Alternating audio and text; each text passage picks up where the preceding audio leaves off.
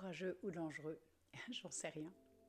Aujourd'hui, je te dis 19 vérités que j'ai jamais osé dire et que je ne penserais pas dire. Donc je viens en toute vulnérabilité parce que je crois que ça fait partie de mon chemin de pouvoir dire un peu ce qui se passe à l'intérieur, ce qui se passe dans les coulisses, pour que d'autres femmes puissent aussi faire le chemin, voir que ce qui semble tout rose ne l'est pas forcément. Donc bienvenue sur cette vidéo. Si toi aussi tu as envie de faire plein de choses, si tu oses, pas vraiment encore tout à fait, tu es sur la bonne vidéo. 19 vérités que j'ai jamais osé dire, que ce soit dans mes doutes, mes peurs, et qui je sais seront super utiles à beaucoup de monde. Parce que finalement, on est un peu tous pareils.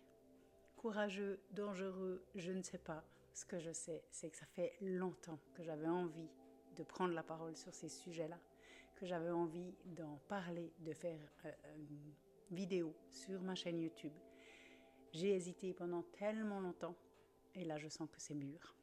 Je suis au coin du feu, donc pas du tout dans mon espace d'atelier normal, mais j'avais envie de juste être toi et moi avec le feu derrière qui me réchauffe, comme s'il me soutenait. Donc bienvenue, tu ne me connais pas encore, je suis Justine Alves-Jacot et je suis entrepreneur depuis quelques années déjà.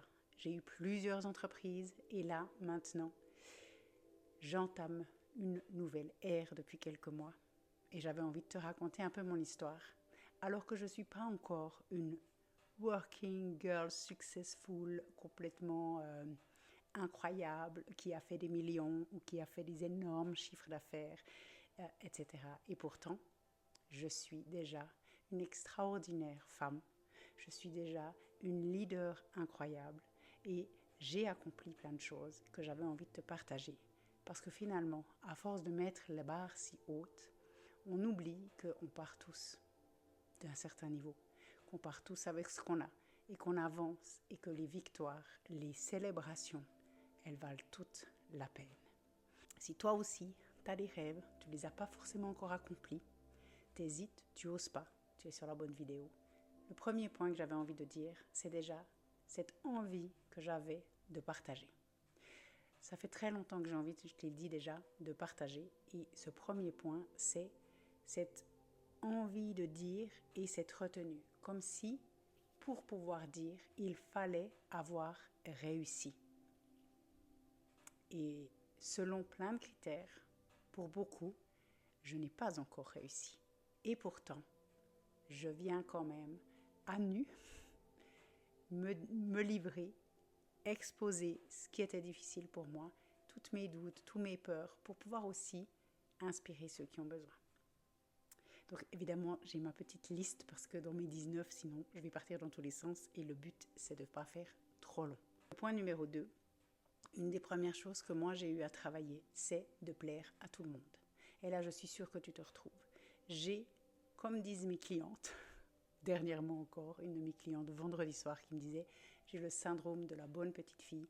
Eh bien, moi aussi, envie de plaire à tout le monde parce que, pour moi, ancré encore très profondément, c'était égal à « on va m'aimer ». Si je suis la bonne fille, la bonne petite fille qui obéit, qui plaît, qui dit oui, qui fait ce qu'on lui demande, qui est dans le droit chemin, dans la bonne case, eh bien, on va m'aimer. Et dans cette vérité numéro 2, ce qui est vraiment terrible, c'est que du coup, on associe cet amour conditionnel. Je fais quelque chose, je suis aimée. Et du coup, tout mon travail a été de dire, je fais quelque chose ou pas, je suis aimée, quoi qu'il se passe. Donc du coup, une de mes premières clés pour ça, ça a été de m'aimer moi. Et c'est tout un chemin, même si sur les réseaux, même si n'importe quoi en développement personnel, on dit à quel point c'est facile de s'aimer soi, c'est pour moi un des chemins les plus difficiles qu'on a à faire dans notre vie. Numéro 3, douter tout le temps. Je doute tout le temps. J'ai tellement d'idées, j'ai tellement d'envie que je fais quelque chose, je doute. Je prends une décision, je me demande est-ce que j'ai pris la bonne. J'ouvre une porte, je me dis ah là là, j'aurais peut-être dû aller sur celle d'à côté. parce que mon mental, il se met en action, parce que j'ai tellement une mission qui est grande ou quelque chose qui est, si vous voulez, où je sais que je peux entrer dedans par plusieurs portes, que le doute est tout le temps là. Et j'ai besoin d'être rassurée. C'est ça qui va avec ce numéro 3. C'est ce besoin d'être rassurée et qu'on me dise de l'extérieur, oui, tu as pris la bonne décision. Alors qu'en fait, la seule personne qui sait, c'est moi. Donc apprendre à avoir confiance, à me dire j'ai pris la bonne décision pour moi à ce moment-là, j'y vais, je continue et advienne que pourra. Numéro 4. Finalement, avoir plein d'outils à mon arc, plein de cordes, être quand même pas mal doué dans plein de choses, qui fait que en fait, je choisis quelque chose et ça fonctionne, ça plaît, j'ai du plaisir, mais du coup, à force d'avoir plein de choses, ne pas savoir quoi choisir, ne pas avoir envie de choisir une seule chose. C'est devenu super à la mode, la multipotentialité, avoir plein de choses, etc. Mais d'un autre côté, c'est épuisant. Et moi, je me suis épuisée à vouloir faire plein de choses, à avoir envie de naviguer plein de choses en même temps que mes 3 ados, d'avoir un mari, une maison, des amis, une famille. Et en fait, c'était trop. Numéro 5. La peur du succès. Tout simplement. Tellement peur d'avoir du succès. Parce que si j'ai du succès, qu'est-ce qui va se passer avec les autres? Mes proches, qu'est-ce qu'ils vont dire? Est-ce qu'ils vont être encore là? Est-ce qu'ils vont partir? Et moi, comment je vais être? Est-ce que je vais changer? Est-ce que je vais devenir une sale? Comment est-ce que je serai? Qu'est-ce que je pense en fait du succès? C'est quoi le succès pour moi? Donc je suis vraiment allée chercher qu'est-ce que je veux, c'est quoi le succès pour moi. J'utilise beaucoup l'Human Design, tu connais peut-être, et je ne suis pas du tout projector parce que le type projector, il a comme question le succès. Mais de connaître le Human Design, ça m'a vraiment aidé à pouvoir aller me dire, en fait, c'est quoi le succès pour moi? De quoi j'ai peur? Est-ce que j'ai peur d'avoir beaucoup d'argent? Numéro 6. Avoir beaucoup d'argent. Avoir de l'argent. Ne pas avoir d'argent. Faire des choses et avoir une entreprise qui ne tourne pas parce que pas assez d'action. Qu'est-ce que ça me montre de moi? Quelle est la honte derrière? Qu'est-ce que je dois aller nettoyer? J'ai eu tellement honte de cette peur du jugement des autres, de cette peur du succès, que j'osais pas y aller. J'ai eu tellement honte de comment je gérais l'argent qu'en fait, du coup, je faisais tout le contraire. Je faisais n'importe quoi, je gérais n'importe comment. Et puis évidemment, la honte, elle augmente parce que je suis une adulte, tu devrais quand même, et puis ci, et puis ça. J'ai beaucoup travaillé la honte parce qu'un des remèdes, le seul remède, c'est de parler à quelqu'un. Quand on a honte de quelque chose, de pouvoir aller dire à quelqu'un de confiance, donc pas sur une vidéo YouTube, on est d'accord, c'est pas recommandé tout de suite, mais de pouvoir aller dire à quelqu'un de proche, il faut que tu m'écoutes, là il faut que je te partage quelque chose parce que j'ai honte de quelque chose et je dois pouvoir t'en parler, mais j'ose tellement pas parce que c'est tellement lamentable, je me juge tellement là-dessus. Et de pouvoir le dire, de pouvoir l'exprimer à voix haute, que l'autre puisse entendre. N'ayez pas forcément besoin de dire quelque chose, mais juste entendre, ça va déjà guérir. Ça ne veut pas dire que ça fait tout le chemin, mais ça va déjà guérir. Et donc moi, j'ai eu pas mal d'honte, et je suis sûre que toi, il y a des sujets aussi où on se dit, en fait, ça, je veux surtout pas qu'on le sache, sinon c'est la fin du monde. Donc je suis de tout cœur avec toi. Le point numéro 7, la comparaison.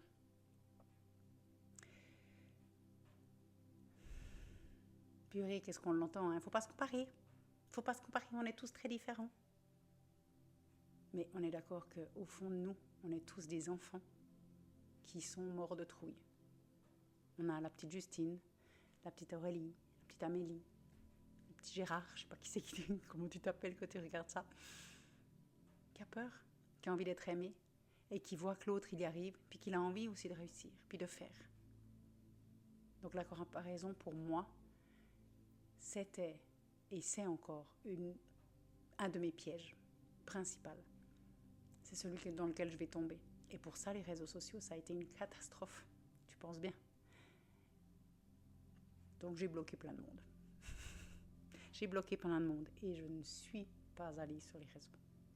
Je suis venue pendant longtemps juste poster. Mettre mes choses, ce qui me tenait à cœur, ce qui me faisait vibrer. Parce que tout ce que j'ai posté ces derniers temps, ces derniers mois, ces dernières années, c'est que des choses que j'aime. Et simplement d'aller moins interagir, d'aller moins traîner sur les réseaux, ça m'a permis de rester avec moi. Et là encore plus ces derniers temps. La comparaison, elle va faire qu'on réagit différemment. Chez moi, je figeais. J'avais envie de disparaître, je me mettais en boule comme ça. Puis j'étais là, ça sert à rien. De toute façon, il y a déjà elle qui fait. Alors, elle fait. Lui, il fait aussi. Qu'est-ce que j'ai de plus? Qu'est-ce que j'ai de différent? Qu'est-ce que je vais amener? Et du coup, on doute. Donc en fait, les premières années, pour moi, j'ai passé des jours à errer ou à pleurer dans mon canapé parce que je me disais, mais purée, en fait, j'ai pas assez de discipline que d'autres ont. J'ai laissé toutes ces peurs prendre le dessus. C'est comme ça.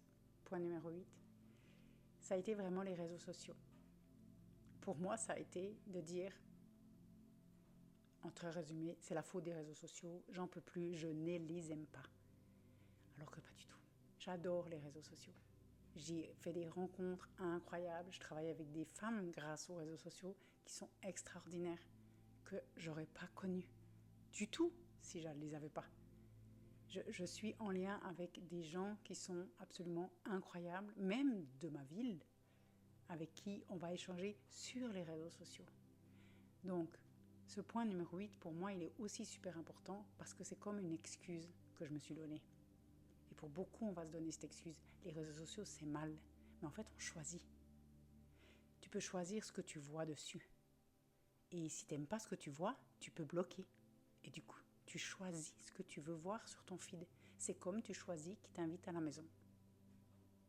Donc merci de m'inviter chez toi. Et moi, je suis ravie de t'inviter chez moi. 9. Oser. Oser faire ce qu'on a envie. Oser. C'est quelque chose où, en fait, c'est hyper difficile pour moi. Je vois à quel point j'ose pas pour plein de choses. Je me retiens, je me restreins. Et du coup, j'avais très envie de le dire parce que le nombre de personnes qui disent à quel point ils me voient oser, puis à quel point c'est impressionnant. Et du coup, c'est le point 10, la différence entre ce que toi, tu te vois de toi et ce que les gens voient de toi. Et moi, c'est une des choses qui revient le plus souvent. C'est ce point de « Ah, mais toi, c'est incroyable ce que tu fais » ou ce genre de choses. Alors que moi, à l'intérieur, j'avais pas cette impression. J'avais l'impression que c'était jamais assez. Que c'était jamais assez bien, que je faisais jamais assez, que c'était pas ce que j'avais envie, que j'osais, mais pas complètement. Et je me sentais, tu sais, comme j'ouvrais mes ailes, mais j'expansais pas. J'y allais pas all in, comme ils disent aux États-Unis. Et du coup, ça, c'est un point super important dans toutes ces peurs qui vont venir alimenter. C'est quand on sent cette différence entre moi, ce que je pense de moi, ce que je sens, ce que je vibre pour moi, et ce que j'ai l'impression de passer à côté de choses. Et en fait, les autres qui vont te refléter tout ce qu'eux, ils voient qui est extraordinaire. Et du coup, c'est un vrai cadeau pour pouvoir se dire, ok, je peux voir peut-être tout ce que je fais déjà. Le point 11, c'est vraiment, du coup, la peur de faire cette vidéo, parce que ça fait plusieurs mois que j'ai envie, et que je sens que c'est important que je puisse juste dire, en fait, ce que j'ai traversé, et que ça ne diminue pas le travail que je fais avec mes clientes, avec qui je parle de tout ça, de dire que ce qu'on voit, c'est pas la réalité, qu'on peut faire des actions, et pourtant avoir peur, qu'on peut douter, et pourtant, quand même, aller vers le chemin de nos rêves. Le point numéro 12 que j'avais envie d'aborder, c'est la direction justement de ma chaîne, qui est aussi dans ces vérités importantes pour moi, parce que je l'ai commencé il y a super longtemps. Je crois que c'était genre en 2017 que j'ai ouvert la première vidéo où j'accompagnais les mamans débordées. Ça s'appelait Les Fées Imparfaites. Et puis après, je l'ai arrêté, puis après, j'ai laissé un peu traîner, puis après, j'ai recommencé, puis après, blabli. Tout c'est avant, après, tu sais, dans ce que je te parlais avant. Et en fait, maintenant, la direction de ma chaîne, je vais te partager. Je vais te partager ce que je vis. Je vais te partager les retraites que je crée qui sont juste uniques et magiques. Je vais te partager plein de choses qui sont autant de moi que de ce que je vais proposer dans le business, dans différentes choses que j'ai envie d'offrir. Et du coup, c'était un peu comme la vidéo de départ. Le point numéro 13, c'est justement partager ces retraites où ça fait des mois, des années que j'ai envie de faire et qui sont enfin sorties. Le premier concept, Ice and Heat Retreats, où on va vraiment jouer sur les contrastes du froid, du chaud. En novembre, retraite au Maroc, tu peux réserver ta place. Et en février, l'année prochaine, 2026, on ira dans la neige. Et entre-temps, il y a d'autres retraites uniques en Europe qui arrivent. Point numéro 14, le breathwork. Le breathwork, c'est le travail du souffle qui pour moi a été comme une révélation et que j'ai caché. J'ai pas osé en parler. C'était comme si c'était trop nouveau. Puis il y a eu plusieurs choses que moi j'ai découvertes, que je me suis formée et qui en fait sont apparues plus tard par plein de monde. Et puis c'était comme à la mode. Et moi ça faisait déjà plusieurs années et j'en parlais pas. C'est comme ça. J'ai pas osé. Mais là maintenant, autant dire que le breathwork c'est un de mes outils, voire le souffle, c'est la vie. Et du coup, je vais t'en parler.